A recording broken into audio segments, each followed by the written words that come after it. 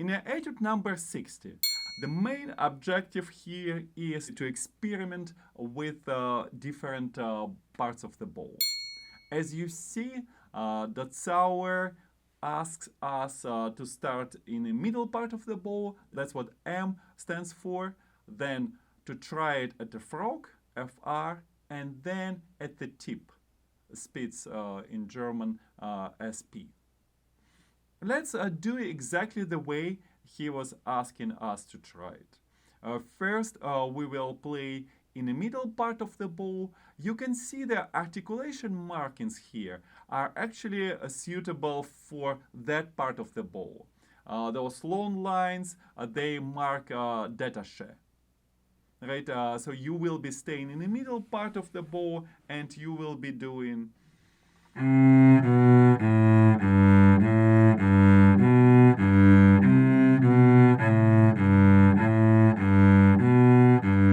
I would say try using about quarter of the bow. Let's explore first 8 measures up to the repeat sign. Right, I'll count through and we will play in the middle part of the bow. Right before you start, make sure that you prepare the bow so you are not going to start under-prepared, right? So this kind of bow placement and playing right away will only make extra noise and your bow might go to the different direction if you miscalculate the angle. The angle of the bow has to be such that once you start drawing the bow, it will still stay on the same spot of the string. If you start playing and right away, of course, bow, you could see that bow is moving up and down. That means you miscalculated the angle. So you have to experiment, you have to adjust the angle. Okay, let's play first 8 measures in tempo 1 and 2 and 3 and 4 and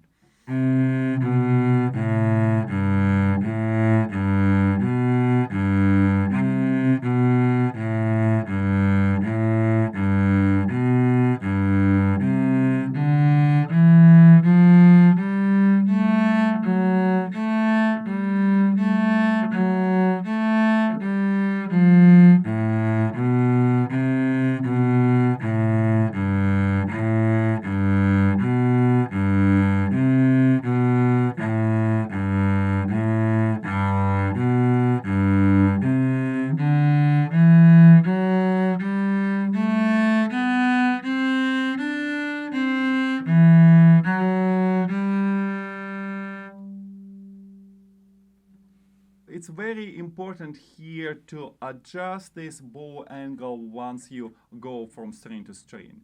Here we don't have anything to play on the C string, but even the difference from G string and A string is quite significant, right? And if you started right on the G string, you know, you prepare the bow, and if you just move the bow to the A string without adjusting the angle, right away you would feel awkward angle here. Your wrist will be, you know, at extreme angle here, and also your bow will be very close to the this angle of the cello, lower part of C bowed. Right, and of course it will move right away down to the bridge, and you will hear squeaky sound, also known as sul panticello. Right, so here you will have to make constant adjustment. Every time you move to the different string, you have to consider a slightly different angle.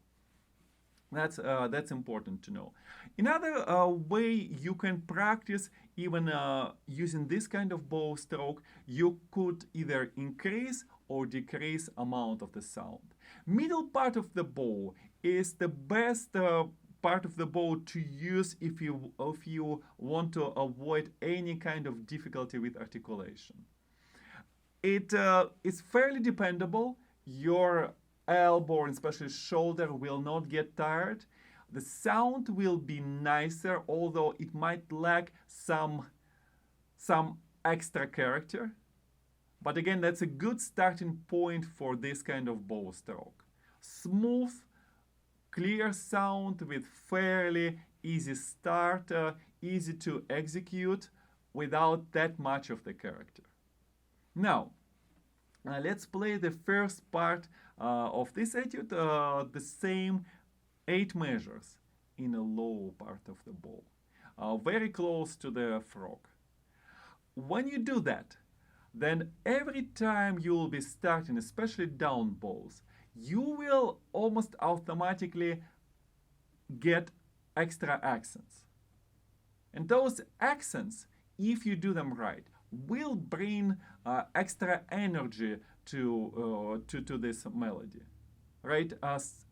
So clearly marking that would make it to look accents with the lines. So now in your mind you can replace all of those lines with accents, and you play closer to the frog, and you will get.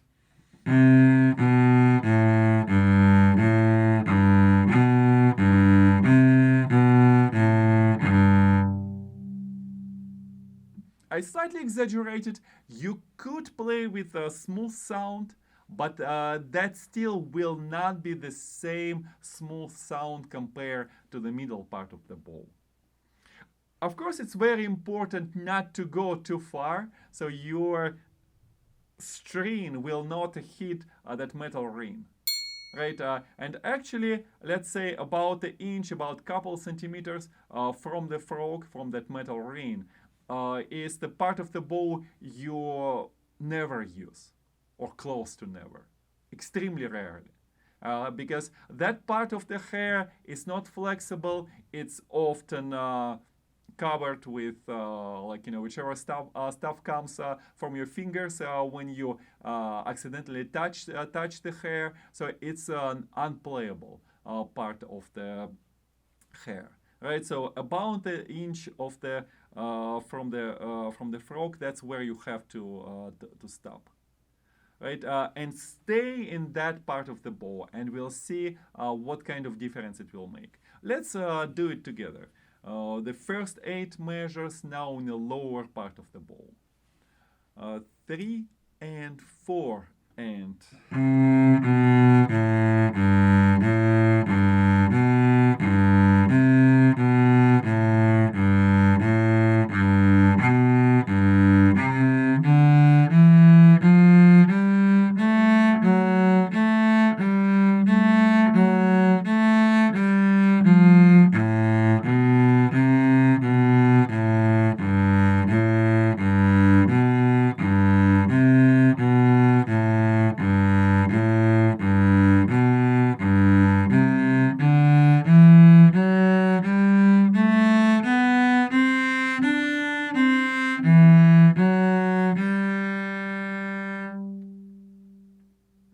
And now let's explore the same bow stroke, but at the tip, right? The third option. Now you will definitely need to prepare your bow. You place it somewhere here. Between us, it does not have to be exactly at the tip. It's very extreme.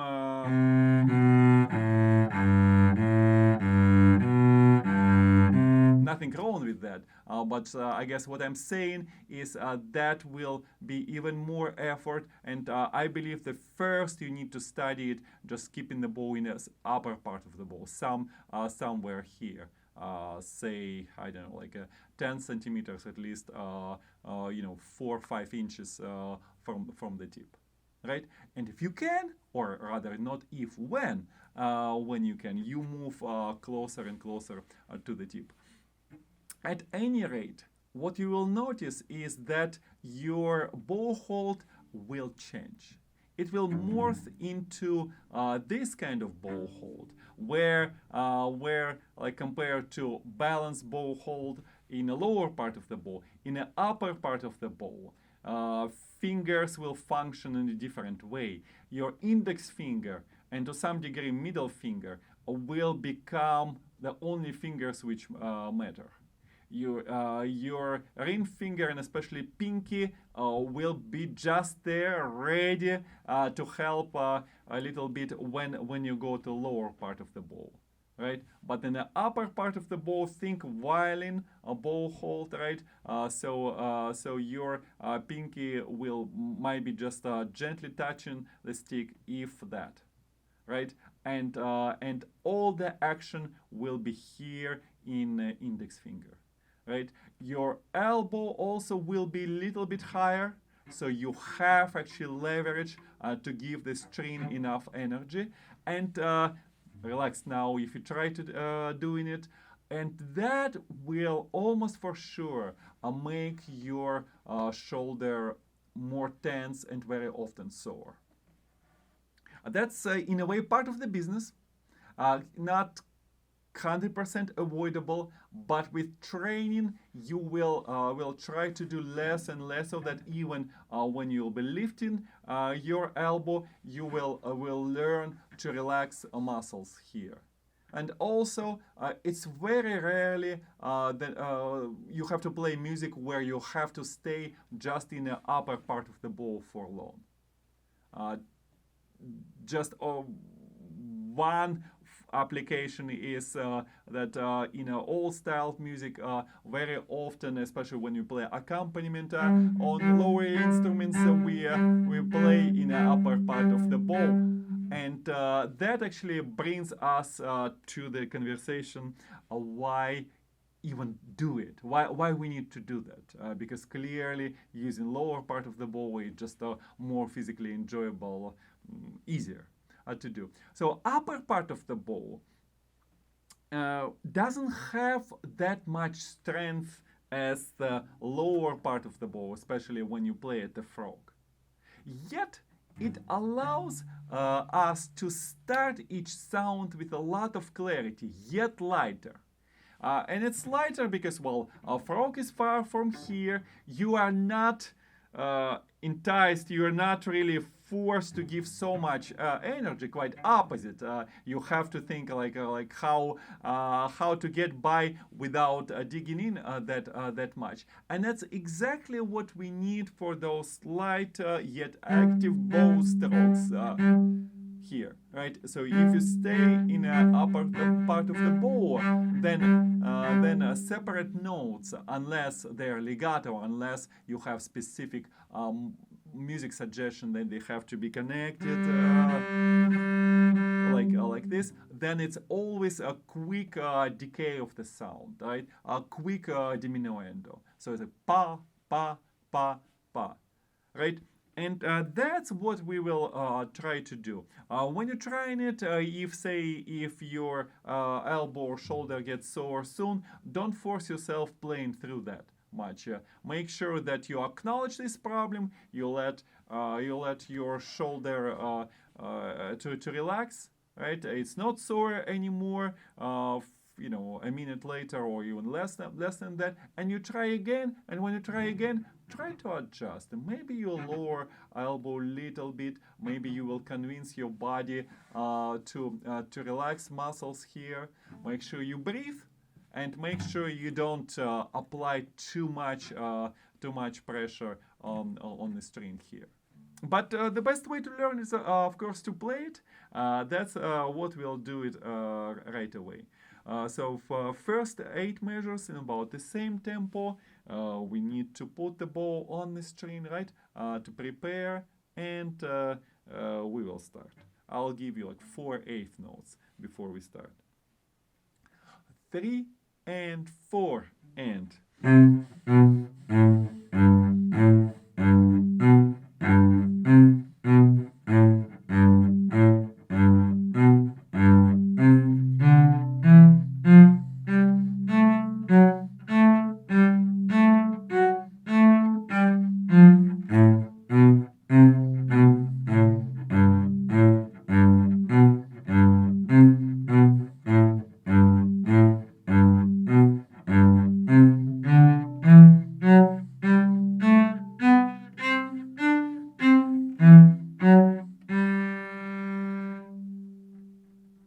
Sound quality was quite different.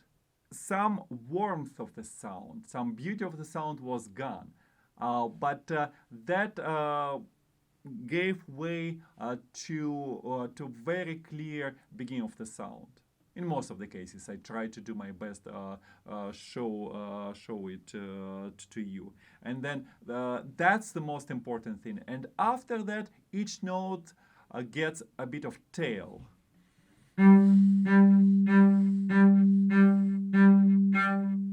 By the way, that would be perfect exercise. I would strongly encourage you playing it just the same note staying in the upper part of the bow.